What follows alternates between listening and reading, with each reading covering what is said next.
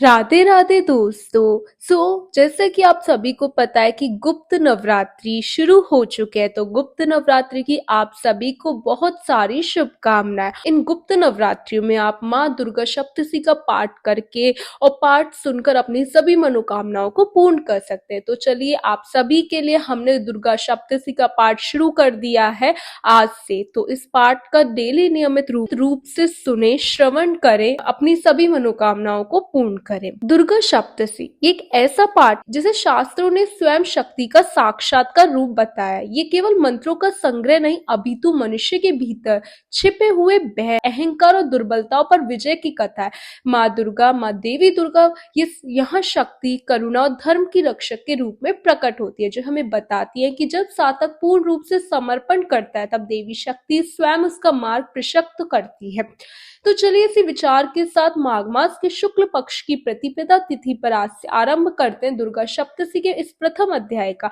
आज की दुर्गा सप्तशती कथा आरंभ करते हैं। दुर्गा सप्तशती पाठ के आरंभ में भगवान शिव देवी पार्वती से एक विशेष प्रश्न पूछती है, और ये प्रश्न इसी दुर्गा सप्तशती पाठ के महत्व से जुड़ा हुआ है।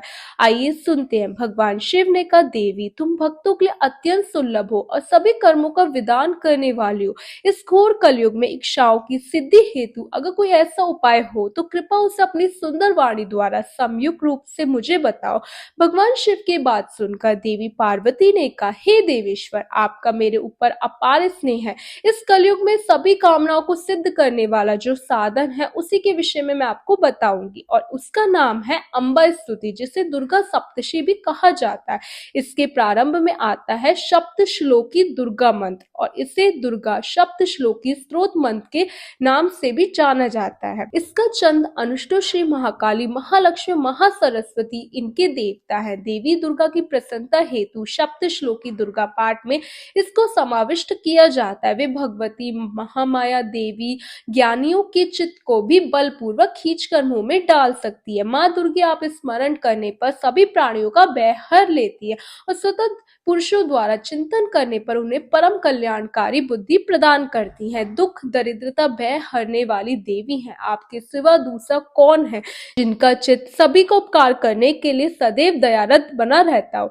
हे नारायणी, आप हर प्रकार की मंगल प्रदान करने वाली मंगलमय देवी हैं। आप कल्याणदायिनी शिवा हैं। सभी पुरुषार्थों को सिद्ध करने वाली शरणागत, वत्सला, तीन नेत्रों वाली और गौरी है। मैं आपको नमस्कार करती हूँ। शरण में आए हुए दीन और पंडित जनों की रक्षा में संलग्न रहने वाली और सभी की पीड़ा दूर करने वाली हे नारायणी देवी, आपको नमस्कार है। सर्व स्वरूपा, सर्वेश्वरी और सब प्रकार की शक्तियों से संपन्न दिव्य स्वरूपा दुर्गा देवी, आप सभी भयों से हमारी रक्षा करें। आपको नमस्कार है। हे देवी, आप प्रसन्न होने पर भी सभी रोगों को नष्ट कर देती है, क्रोधित होने पर मनोवांछित सभी कामनाओं का नाश कर देती है। जो भी मनुष्य आपकी शरण में जा चुके हैं, उन पर विपत्ति तो आती ही नहीं है। आपकी शरण में आए हुए प्रत्येक मनुष्य दूसरों की शरण देने वाले बन जाते हैं। हे सरस्वती देवी, आप इस प्रकार तीनों लोकों की समस्त बाधाओं को शांत करें। इस प्रकार दुर्गा सप्तशती के पाठ से पूर्व पढ़ा जाने वाला सप्त श्लोकी दुर्गा कवचम संपूर्ण हुआ। आइए अब हम दुर्गा सप्तशती पाठ के प्रथम अध्याय का शरण करते हैं। नवरात्रि के पावन दिनों में प्रत्येक दिन इस दुर्गा सप्तशती का पाठ का पठन या फिर शरण करना चाहिए। प्रथम अध्याय मेधा ऋषि द्वारा राजा सूरत और समाधि को भगवती की महिमा बताते हुए मधु और कैटव वर्ग के प्रसंग का वर्णन। प्रथम चरित के ब्रह्मा ऋषि, महाकाली देवता, गायत्री छंद, नंदा शक्ति, रक्त दंतिका, बीज, अग्नि तत्व, ऋग्वेद स्वरूप है। देवी महाकाली देवताओं की प्रसन्नता के लिए प्रथम चरित के जप में विनियोग किया जाता है। भगवान विष्णु के सो जाने पर मधु और कैटव को मारने के लिए कमल जन्मा ब्रह्मा जी ने जिनका स्तवन किया था, उन महाकाली देवी का मैं सेवन करती हूँ। वे अपने 10 हाथों में खड़ग, चक्र, गदा, बाण, धनुष, परीक, शूल, भ्रुशुंडी, मस्तक और शंख धारण किए हुए इस देवी के 3 नेत्र, वे सभी अंगों में दिव्य आभूषणों से सुशोभित है। उनके सुंदर शरीर की क्रांति नीलमणि के समान है। वे 10 मुख और 10 पैरों से युक्त है, ऐसी चंडी देवी को मैं नमस्कार करती हूँ। कथा आरंभ करते हुए श्री मार्कंडेय ऋषि ने कहा, सूर्य के पुत्र सावणी जो 8वें मनु कहे जाते हैं, उनकी उत्पत्ति की कथा विस्तार पूर्वक अब मैं सुना रहा हूँ, तो ध्यान पूर्वक सुनिए। सूर्य कुमार महाभाग सावाणी भगवती महामाया की अनुग्रह से जिस प्रकार मनुवंतर के स्वामी हुए, वही प्रसंग मैं सुनाऊंगा। बहुत पूर्व काल की बात है। स्वरोचिष मनुवंतर में सुरत नाम के एक राजा हो गए। वे चैत्य वंश में उत्पन्न हुए थे। उनका समस्त भूमंडल पर अधिकार था। वे प्रजा को अपने पुत्रों की तरह धर्म पूर्वक पालन करते। फिर भी उस समय कोल कोला विध्वंसी नाम के क्षत्रिय हैं, उनके शत्रु बन गए। राजा सूरत की दंड नीति बड़ी प्रबल थी। उनका शत्रु के साथ भीष्म संग्राम हुआ। हालांकि कोला विध्वंसी संख्या में कम थे, लेकिन फिर भी राजा सूरत उस युद्ध में उनसे परास्त हो गए। तब वे युद्ध भूमि से अपने नगर को लौट आए और मात्र अपने देश के ही राजा बनकर रह गए। अब संपूर्ण पृथ्वी से उनका अधिकार जा चुका था, लेकिन वहां भी उनके प्रबल शत्रु ने उस समय महाभाग राजा सूरत पर आक्रमण कर दिया। राजा का बल क्षीण हो चुका था, इसलिए उनके दुष्ट बलवान और दुरात्मा मंत्रियों ने वहां उनकी राजधानी में भी राजकीय सेना और खजाने को हथिया लिया। अब राजा सूरत का प्रभुत्व नष्ट हो चुका था, इसलिए वे शिकार खेलने के बहाने घोड़े पर सवार होकर वहां से अकेले घने जंगल में चले गए। वहां उन्होंने विप्रवर में वृद्धा मुनि का आश्रम देखा, जहां अनेक हिंसक जीव अपने स्वाभाविक हिंसा वृत्ति को छोड़कर शांतिपूर्ण भाव से रह रहे थे। उस ऋषि के बहुत सारे शिष्य उस वन की शोभा बढ़ा रहे थे। वहां जाने पर मुनि ने उनका सत्कार किया और वे मुनि के आश्रम में कुछ समय इधर उधर विचरण करते हुए वहीं रहे। उन्होंने सोचा कि पूर्व काल में मेरे पूर्वजों ने जिसका पालन किया था, वही नगर आज मुझसे रहित है। न जाने मेरे दुराचार भृत्यगण उसकी धर्म पूर्वक रक्षा कर रहे होंगे या नहीं। जो सदैव मद की वर्षा करने वाले ये शूरवीर था, वो मेरा प्रधान हाथी अब शत्रुओं के अधीन होकर न जाने अधीन भोगों को भोगता होगा। जो लोग मेरी कृपा, धन और भोजन पाने से सदा मेरे पीछे पीछे रह चलते थे, वे निश्चय अब दूसरे राजाओं का अनुसरण करते होंगे। उन अव्यापी लोगों के द्वारा सदैव खर्च होते रहने के कारण अत्यंत कृष्ण से जमा किया हुआ मेरा वो खजाना खाली हो जाएगा। ये और ऐसी अनेक बातें राजा सूरत निरंतर सोचते रहे। एक दिन उन्होंने वहां ऋषि मेधा के आश्रम के निकट एक वृक्ष को देखा। उसे देखकर उन्होंने पूछा, भाई तुम कौन हो? यहाँ तुम्हारे आने का क्या कारण है? तुम क्यों शोक ग्रस्त और अनमने से दिखाई दे रहे हो? राजा सूरत द्वारा इस प्रकार प्रेम पूर्वक पूछे जाने पर उस वैश्य ने विनीत भाव से उन्हें प्रणाम किया और उन्हें इस प्रकार कहा, हे राजन, मैं धनियों के कुल में जन्मा हूँ। मेरा नाम समाधि है। मेरे दुष्ट स्त्री और पुत्रों ने धन की लालच में मुझे घर से बाहर निकाल दिया। मैं इस समय धन, स्त्री और पुत्र से वंचित हूँ। मेरे विश्वसनीय बंधुओं ने मेरे ही धन लेकर मुझे दूर कर दिया, इसलिए दुखी होकर मैं वन में चला आया हूँ। यहाँ रहकर मैं इस बात को नहीं जानता पुत्रों की और स्त्री की और स्वजनों की कुशल है या नहीं। इस समय घर में वे कुशल से रहते होंगे या फिर कोई कष्ट पड़ता होगा। वे मेरे पुत्र कैसे हैं? क्या वे सदाचारी हैं या दुराचारी हैं?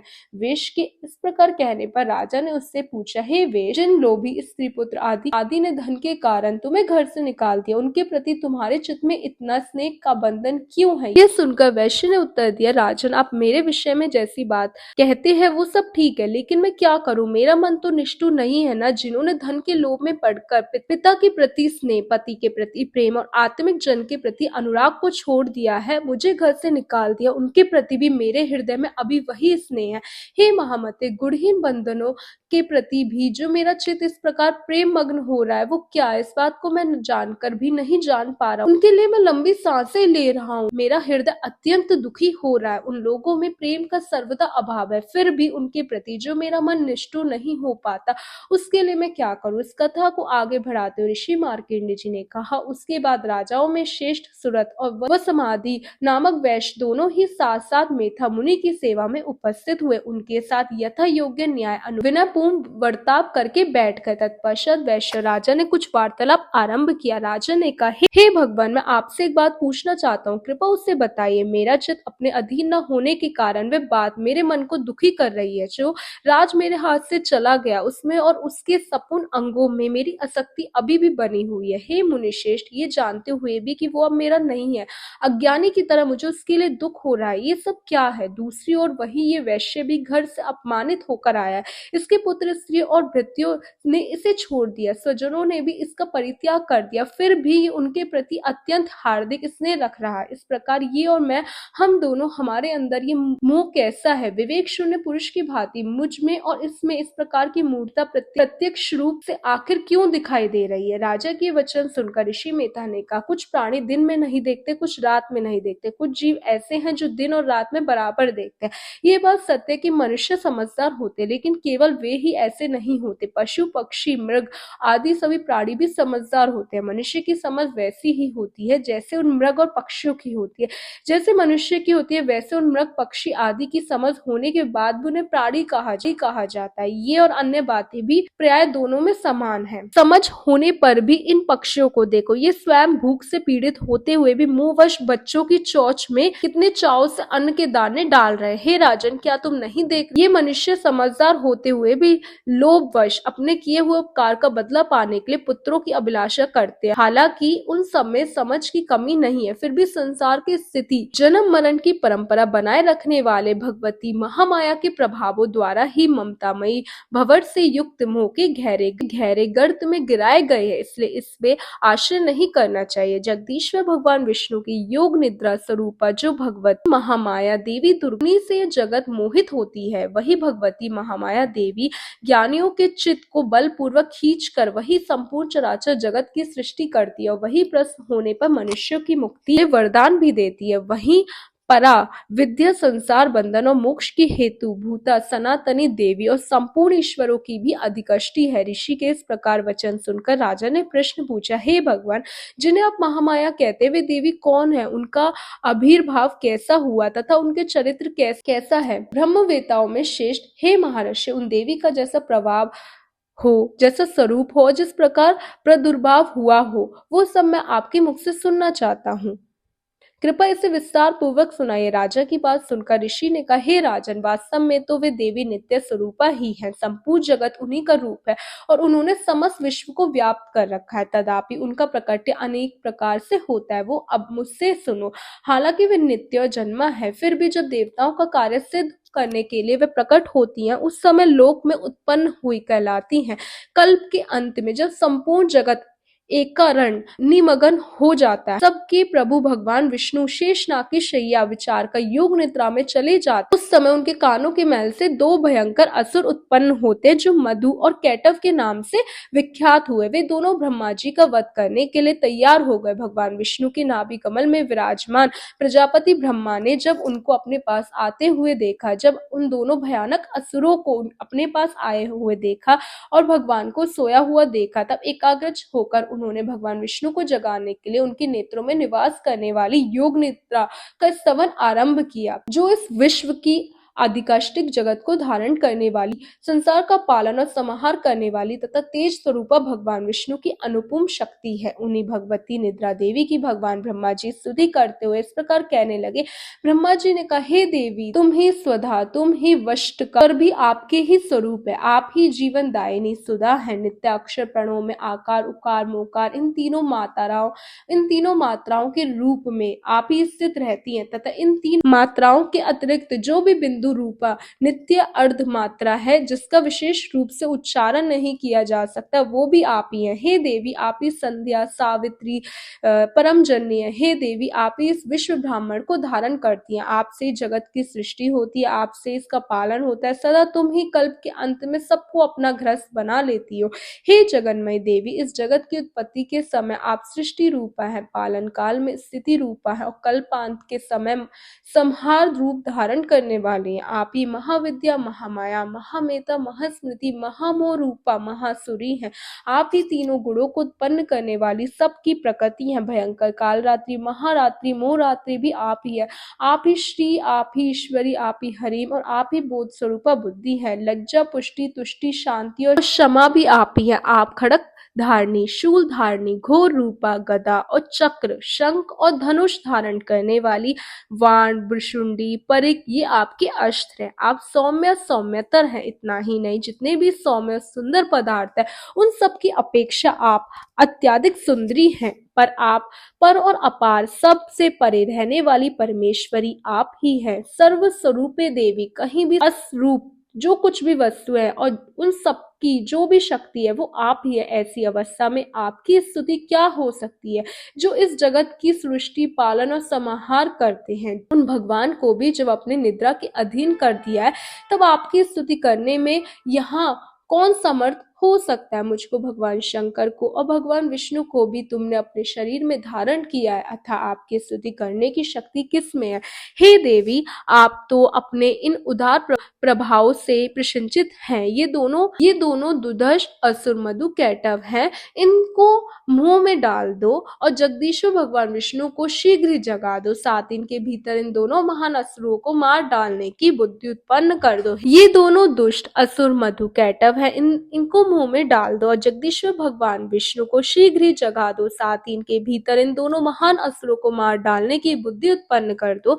हे राजन, जब ब्रह्मा जी ने वहां मधु और कैटव को मारने के उद्देश्य से भगवान विष्णु को जगाने के लिए तमोगुण की अधिकारिणी देवी योग निद्रा की इस प्रकार स्तुति की, तब वे भगवान के नेत्र, मुख, नासिका, बाहु, हृदय और स्थल से निकलकर व्यक्त जन्मा ब्रह्मा जी की दृष्टि के समक्ष उपस्थित हो गई। योग निद्रा से मुक्त होने पर जगत के स्वामी भगवान जनार्दन उस एकांत के जल में शेषनाई शैया से जाग उठे। फिर उन्होंने दोनों असुरों को देखा। वे दुरात्मा मधु और कैटव अत्यंत बलवान और पराक्रमी थे। क्रोध से लाल आंखें थी, ब्रह्मा जी को खा जाने के उद्योग कर रहे थे। तब भगवान श्री हरि ने उठकर उन दोनों के साथ 5000 वर्षों तक मात्र बहु युद्ध की। हम तुम्हारी वीरता से संतुष्ट है, तुम अपने लोगों से कोई वर मांगो। तब भगवान विष्णु ने कहा, यदि तुम दोनों मुझ पर प्रसन्न हो तो मेरे हाथ से मर जाओ, बस इतना ही वर चाहिए मुझे, यहाँ दूसरे किसी वर से क्या लाभ। इस प्रकार धोखे में आ जाने पर जब उन्होंने संपूर्ण जगत में जल ही जल देखा,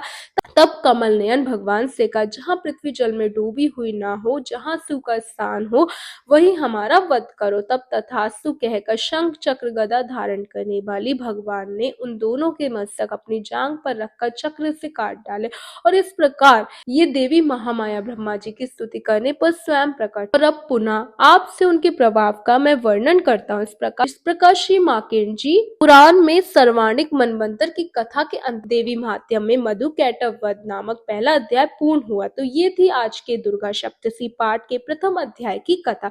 हमें आशा है कि इसका श्रवण करके आज प्रथम अध्याय हम देवी दुर्गा की कृपा प्राप्त कर पाएंगे। अगर आपको आज की कथा अच्छी लगी हो तो इसे लाइक कर अपने मित्रों परिवारजनों के साथ साझा करें और प्रतिदिन 9 दिनों तक इस नवरात्रि, गुप्त नवरात्रि में दुर्गा सप्तशी के पाठ जरूर